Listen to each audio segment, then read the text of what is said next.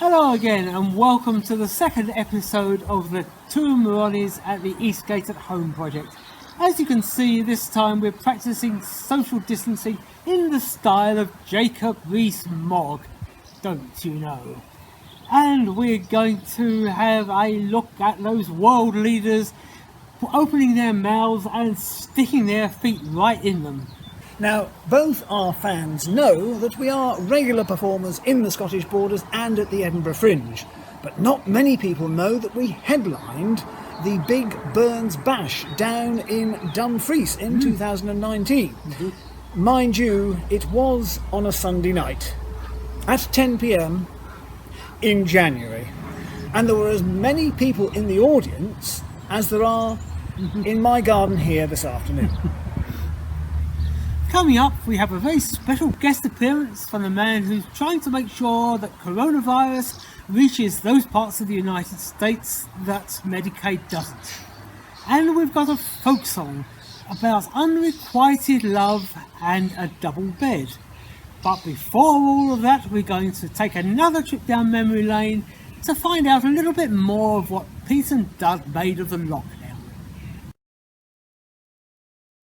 Oh, there you are, Pete. I've got our lunch. Good, I'm starving. Where have you been? Oh, there was a queue.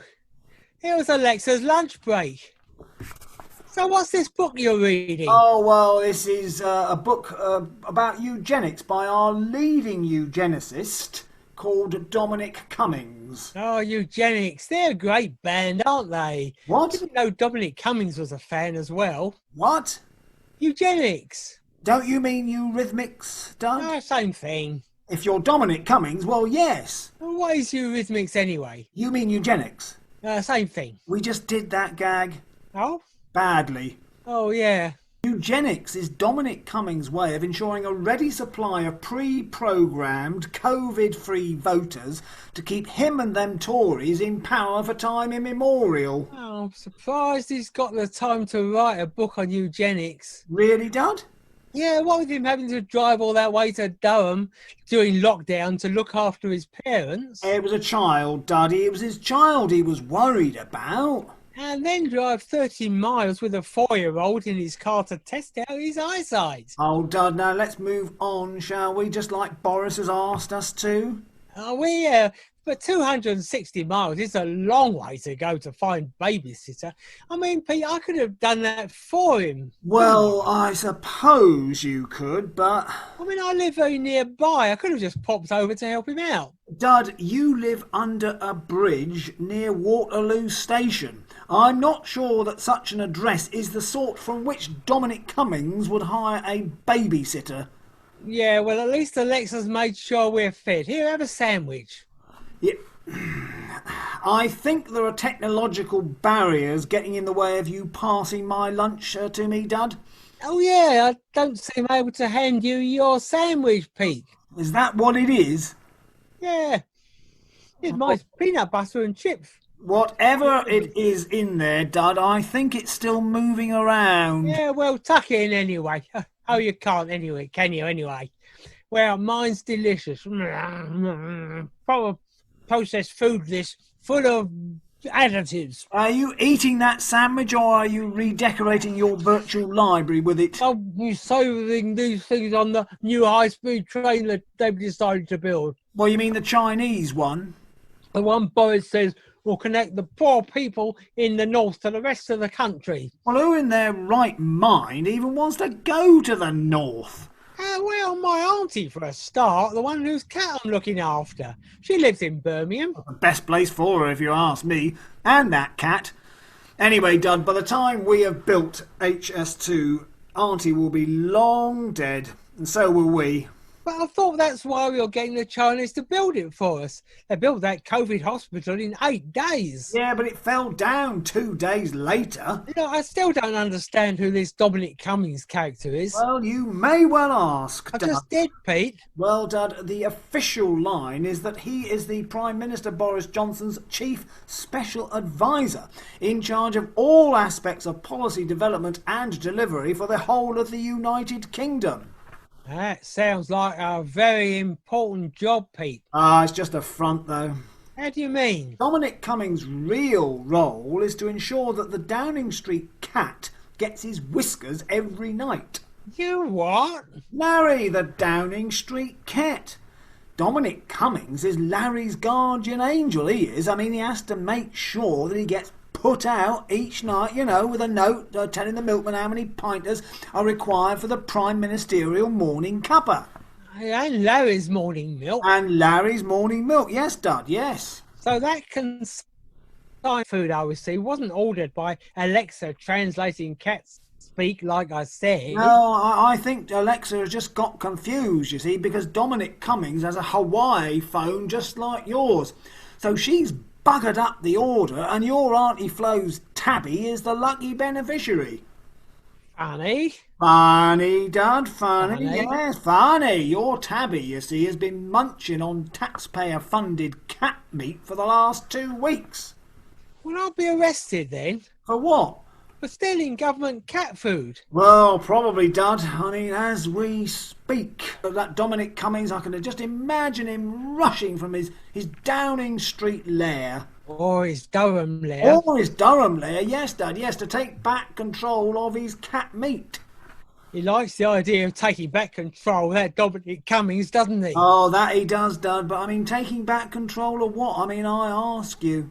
Yeah, there must be more to running a country than taking back control of a lost case of whiskers. Well, I don't know. I mean, COVID pandemics, trade deals, immigration laws, border controls, banking regulations, they're all straightforward things to sort out, aren't they? But controlling the distribution of cat food, well, that needs a real weirdo to sort it out. That's why Dom's in charge of the Downing Street cat. Oh well, where shall we meet tomorrow then? Natural sciences? Oh, how about biology? Science fiction? Theology? Travel? Not in a lockdown.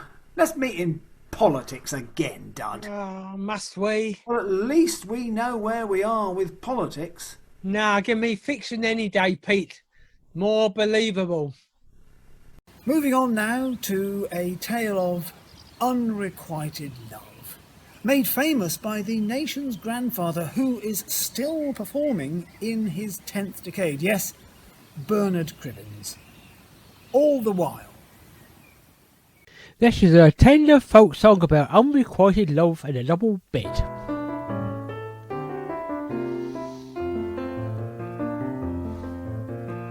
Upon the Monday morning, oh, the rain, it was a-raining. My true love came to me and said, when shall you and I be wed? I have bought a double bed, and mother is complaining. Never could abide her mother. And all the while the rain, it was a-raining.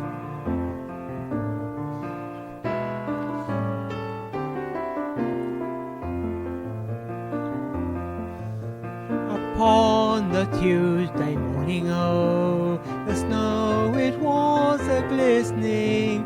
My true love hadn't gone away. And so I asked her, Mrs. Pray, what was it you said yesterday? I really was not listening. I laughed, she at me. And all the while the snow, it was a-glistening.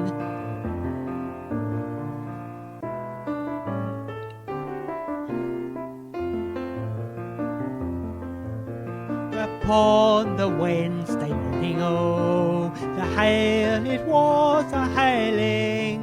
My true love made a quick retort and said, to cut the story short, I called her bed the double sort. Your hearing must be failing. She called me a deaf git. And all the while the hail, it was a-hailing.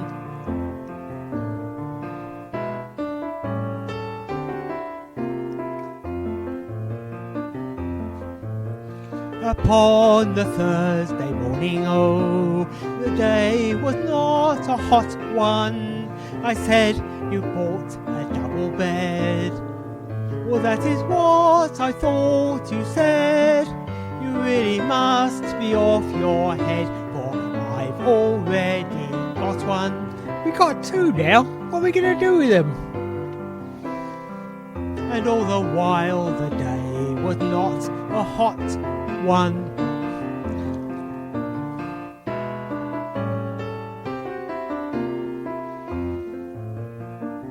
On Friday, no one spoke. Upon the Saturday morning, oh, the thunder, it was frightening. I shouted so that I'd be heard. Oh, shall we marry on the 3rd? But did she answer not a word, for she'd been struck by lightning.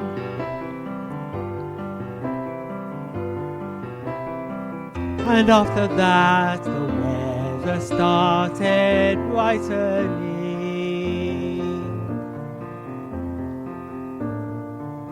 So that was that really. I picked up my rod and I went fishing.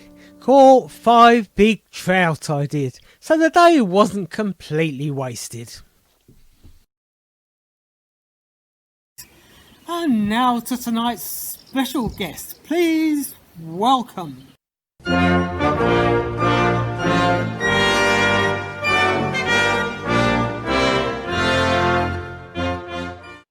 Fellow Americans, this is Donald Trump, your president. The man who is in charge of setting the United States back into order, controlling the looting through shooting, but of course, my primary focus remains on defeating COVID-19. So I thought I'd take a little time out to explain just exactly what I'm doing in that regard and what I have done in that regard in terms of making sure that Americans are safe.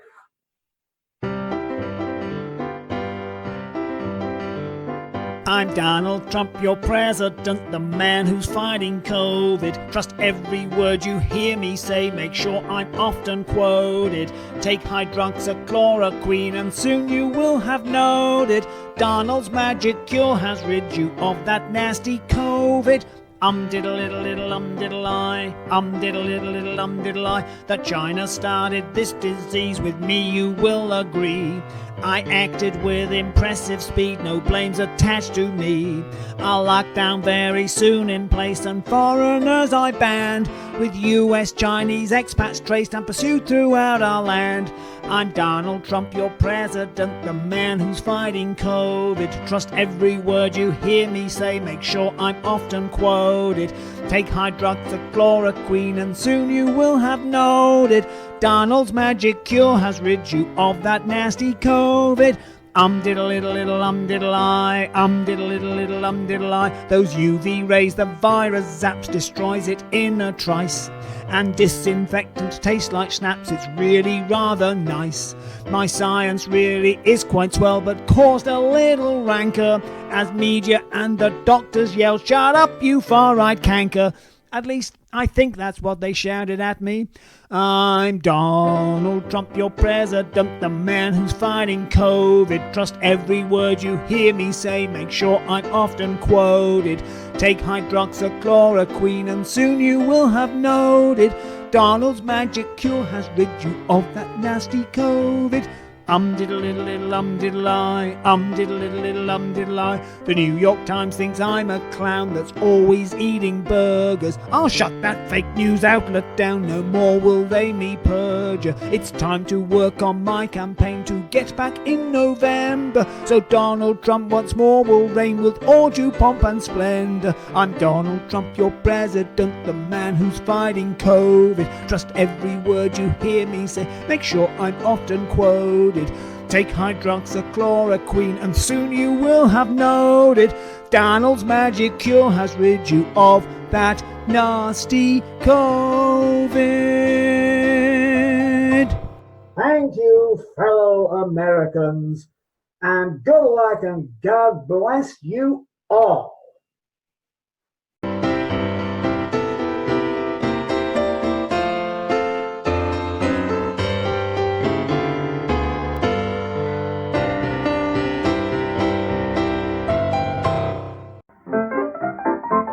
You've been watching the Two Moronnies who have been locked down. Musical arrangements were by Alan Ferguson, vocals and lyrics were performed by Tim Wilcock and Les Morss, and the whole thing was held together by blue tack and a few bent rusty nails.